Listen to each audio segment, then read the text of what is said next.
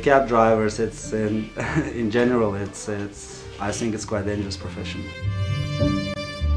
My name is Igoris Novozilovas. I'm Lithuanian and I came to this country 8 years ago and I'm currently working as a minicab driver.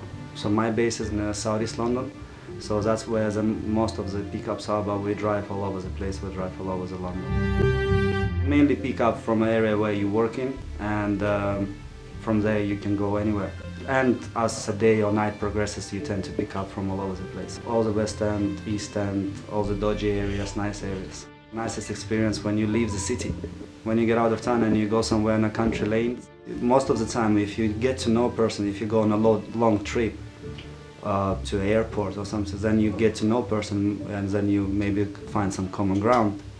And yes, I received quite a big tip sometimes, and it was on one occasion was £100 tips for Christmas, which was good. Get a lot of passengers who aggressive in the beginning. You make a lot of mistakes, so people do run away, people do lie to you, and you still hope that they will come back or something like that. But then after all these years, you tend to learn what's gonna happen. When a person comes out in your car, it's maybe bad to say, but you're judgmental. You judge your safety and your income, basically, because that's what you're in there for, isn't it? To make money and to be safe. Make a precautions, you ask people to pay up front. It raises attention. It resolves the problem, but it raises attention because people start to wind you up why they have to pay up front. And then they're running away. And when they run away, you have two choices. You either stay in a car, which is, if it's a small fare, you just not bothered. You just, okay, whatever, it's not worth it. But sometimes if you have a bad day, like I had a few times, then you just on it. And you chase it, you call the police, and you get involved in the trouble. Well, you're not causing the trouble, you're defending yourself, isn't it? So.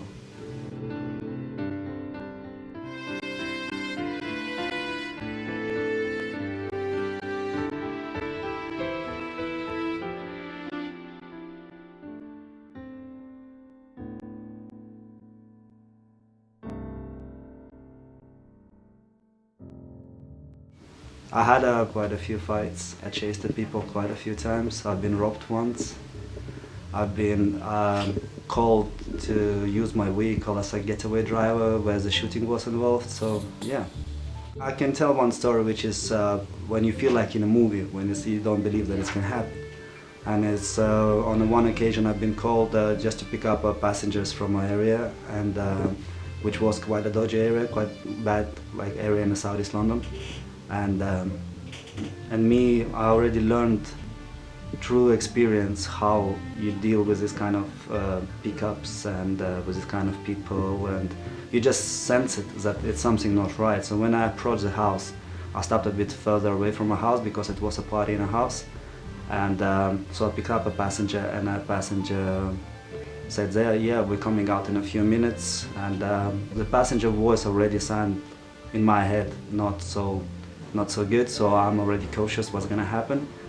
And then I was parked up there, my engine running, because just in case so I can drive off, because I feel that there's some tension, you just get to know that feeling. And then I heard one shot as a shotgun, and then the music stopped, or it was stopped by the shot, I don't know.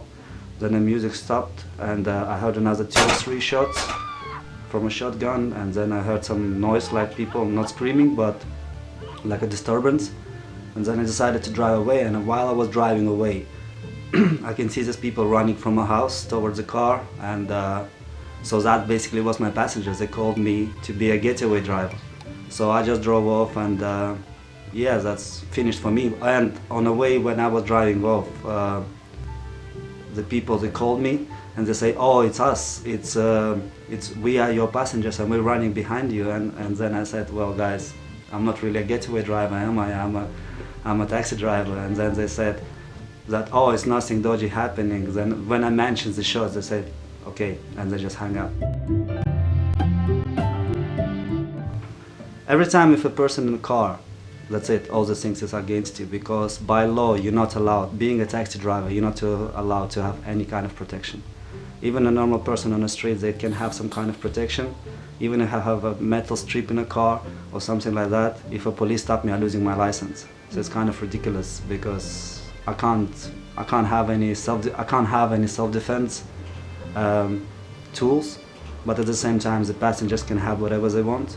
And once you started to drive away, that's it. Your situation is much worse. That's why you have to deal with the situation before they get into the car. Because if they're in a car, you can't see your passenger in the back, so you don't know what they're doing.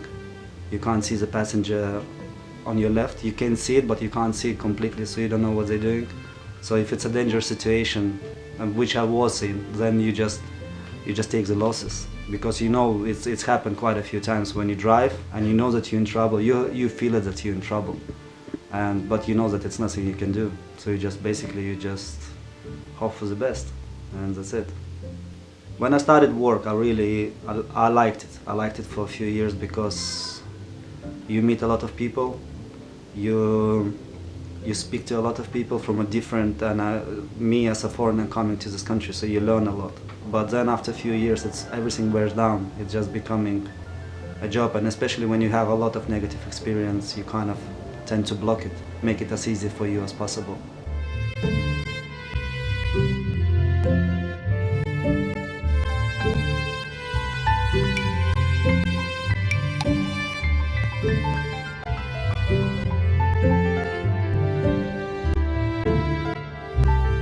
To me, I wanted to get out from this game 2-3 years ago, but then a downturn came, and